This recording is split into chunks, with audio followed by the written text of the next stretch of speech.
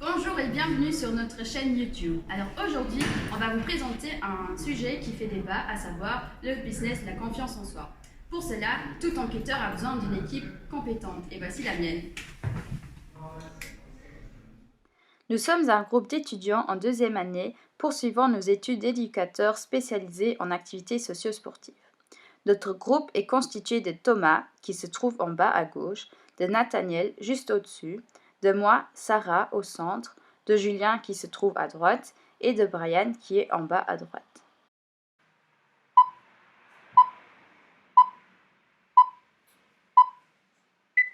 Bienvenue dans l'historique du business de la confiance en soi, représenté par le métier de coach. Le mot coach est d'origine anglo-saxonne, dérivé de cocher, issu de coxy, qui signifie diligence.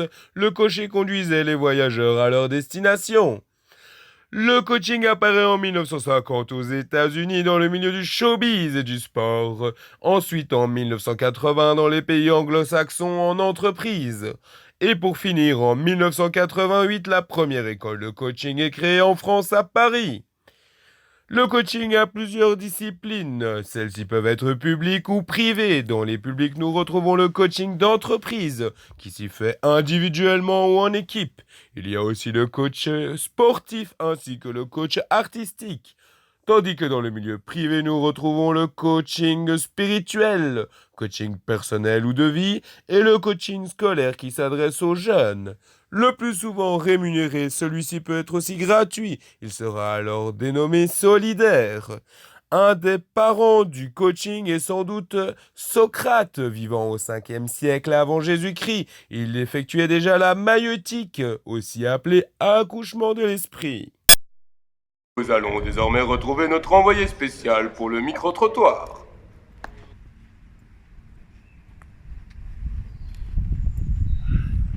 Bonjour monsieur, Bonjour. est-ce que je vous dérange? Non, ça va. Ok, super. Alors mon équipe et moi, nous menons une enquête sur la confiance en soi, Ouais. et plus particulièrement sur le business qui fleurit autour. Hein. Et voilà, qu'en pensez-vous? Bah, vous tombez plutôt bien parce que justement, je suis coach sportif. Donc, je peux vous parler si vous voulez un petit peu de mon boulot. Oui, je veux bien. Ouais, bah, ok. ça Super. tombe. Bah, déjà, nous, ce qu'on apporte, c'est vraiment un encadrement de qualité. Donc, on donne pas juste 2-3 conseils comme ça, comme d'autres coachs. Donc, voilà. Nous, on fait vraiment une sorte de thérapie par le sport. On vous donne l'envie de faire de l'activité physique et c'est prouvé.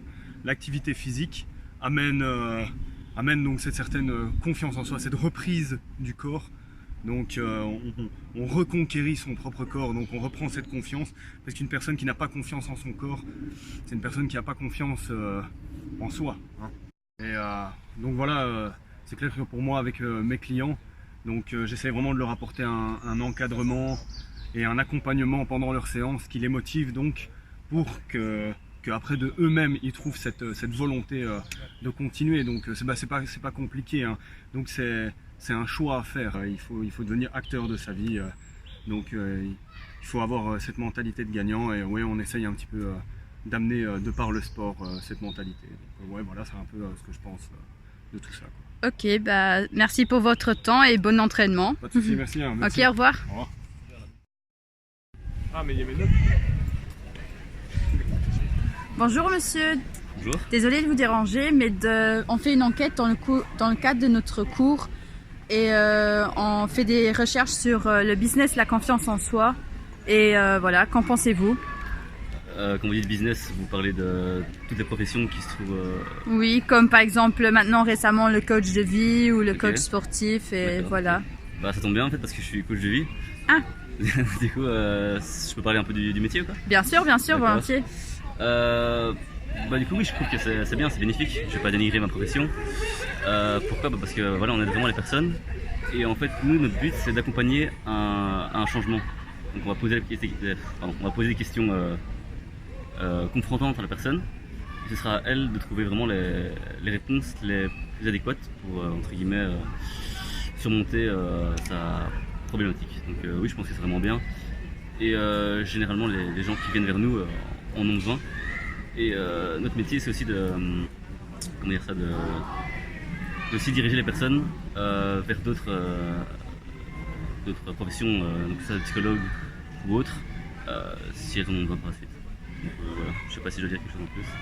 Bah, je pense que ça ira comme ça. Ok, voilà. Merci, au Avec revoir, plaisir. bonne journée.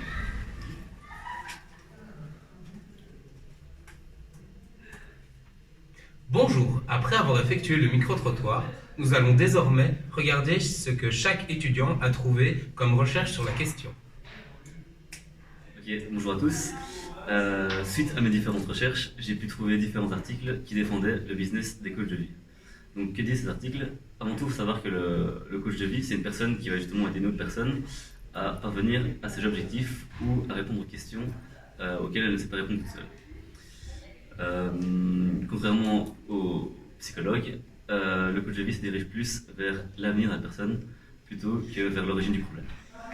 Il faut savoir que les séances chez le coach de vie sont relativement courtes. Donc généralement, en 3 à 5 séances, on peut déjà avoir la réponse au problème, ou plusieurs réponses. Alors c'est sûr qu'il y a beaucoup de gens qui pensent que justement le mot coach de vie est assez large et que donc tout le monde peut se prétendre coach de vie, ce qui est vrai. Il faut savoir que pour trouver un beau coach de vie, celui-ci doit avoir suivi des cours et passé un examen dans une école reconnue. Il doit aussi vous présenter son code de déontologie à la fin des séances.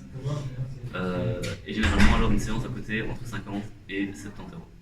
Alors, quand on parle de business de la confiance en soi, on fait souvent allusion aux différents coachs trouvables sur Internet, prétendant tous détenir la recette de la réussite, qu'elle soit sportive ou sociale. Qu'ils soient coach de vie, coach en entreprise ou encore coach sportif, leur procédé reste souvent le même. Écouter la personne et ses incertitudes et tenter de la cerner. La deuxième phase sera de motiver et conseiller le client, ainsi que de lui donner différents exercices à réaliser pour progresser. Depuis les années 2000, l'appel à ce genre de coaching a connu un réel essor. Il y a donc une corrélation à faire entre cette demande croissante et la réussite des différentes prises en charge. Cependant, le business de la confiance en soi n'est pas tout blanc, et la personne voulant y faire appel doit garder à l'esprit une certaine méfiance sur ces quelques points. Comme expliqué dans le livre de François Délivré, Le métier de coach, le risque premier est de tomber sur un charlatan, beau parleur, qui vous dira et vous fera faire n'importe quoi. Aussi, le bien fondé du coaching. Le risque est qu'encouragé par votre coach, vous développiez une dépendance au coaching, qui est l'inverse du but du coach, atteindre l'autonomie grâce à la prise en charge. Au vu des prix des séances, pouvant aller en entreprise de 150 à 300 euros de l'heure et en coaching sportif pouvant atteindre les 90 euros de l'heure facilement, un coach ne faisant pas preuve de professionnalisme pourrait tenter de faire durer au maximum sa prise en charge, la rendant indispensable. Il est clair que le coaching en entreprise ou de vie peut présenter un côté plus sombre, mais le cas est le même pour bien d'autres professions, prestataires de services. La conclusion est que le coaching de vie est un peu comme l'horoscope. Certains n'y accordent aucun crédit, alors que d'autres y croient dur comme fer et cela leur fait du bien. Le seul risque étant au final que cela fonctionne pour vous. Pour ma part, et un avis assez tranché, je vous parlerai d'un article que j'ai vu récemment d'une revue québécoise, le coaching en psychologie. Le coaching en psychologie ayant pour objectif de viser une augmentation du bien-être, celui-ci se fonde sur des techniques et des outils qu'utilise la psychologie pour aider une personne, qui seront propres à chaque personne. Le but étant bien sûr de trouver le comment du problème. Donc l'article en question prône les effets bénéfiques du coaching psychologique en effet, mais pour en parler, il faut avoir fait une étude suffisamment développée. Ce ne sont pas de formations de base pour toute personne n'ayant pas eu des éducations propres et spécialisées à ça qui pourront donc parler de coaching. Pour ma part, je vais vous présenter les aspects un peu plus sombres du business de la confiance en soi. Et pour ce faire, je vais m'inspirer du texte issu de Carninfo, écrit par Roland Gory et Pierre Lecoz, qui s'intitule « Le coaching, main basse sur le marché de la souffrance psychique ».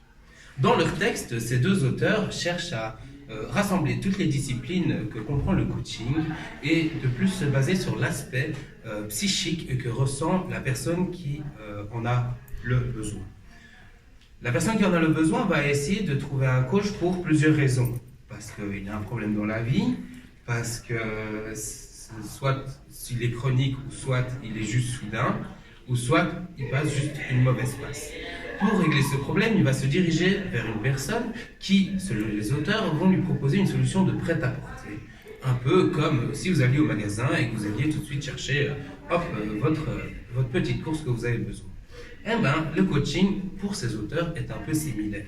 Le problème dans ce cas-là, c'est qu'on fait vite balayer tous les soucis d'un seul coup de main sans vraiment aller rechercher une explication profonde à ce mal-être, qui parfois peut remonter à nos antécédents culturels ou sociaux ou environnementaux.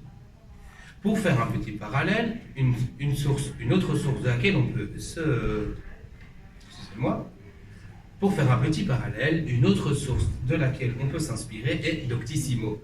Oui, vous me direz, un site pas très correct, pas très fiable, mais seulement on y voit quand même des discussions intéressantes, où on voit plusieurs cas de personnes qui font un retour très négatif sur l'expérience de coaching. Effectivement, comme je l'ai dit, certaines personnes vont vivre cette expérience de coaching comme un objet, une nécessité qui va leur permettre de passer au-delà de leurs problèmes, mais en oubliant ces problèmes et en ne les résolvant pas. Après les arguments que nous vous avons donnés, maintenant nous allons nous porter sur les différents conseils que nous pouvons apporter dans les futures démarches si vous avez besoin de rechercher un futur coach. Le premier conseil que moi je vais vous donner, c'est sur l'orientation, le choix du type de coach que vous allez choisir. Effectivement, cela est important. Il y a les différents types que l'on a vus dans la description. Il faudra donc bien regarder à ce qu'il convient à vos besoins. Donc nous avons le coach d'entreprise, le coach sportif, le coach artistique, le coach spirituel, le coach personnel ou de vie et enfin le coaching scolaire. Un deuxième conseil que nous pouvons vous apporter, c'est vérifier la formation du professionnel devant lequel vous vous trouvez. Voir s'il a des bases théoriques et aussi des expériences.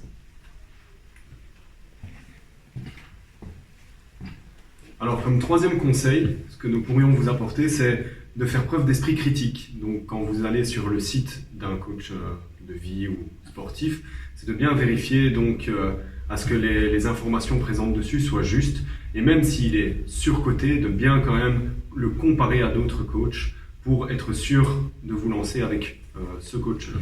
Bien sûr, il faut aussi vérifier à ce que ces prix ne soient pas exorbitants sans aucune raison. Et donc à vérifier, on va dire, le prix de la concurrence, à faire preuve d'esprit critique. Quatrième et dernier conseil, donc il est important de prendre le temps d'effectuer toutes les démarches nécessaires avant de vous jeter sur le premier coach de vie venu ou que vous trouvez sur Internet, même si le problème peut vous paraître immédiat. Nous espérons que cette vidéo vous a apporté un peu plus de lumière sur le sujet du business, la confiance en soi.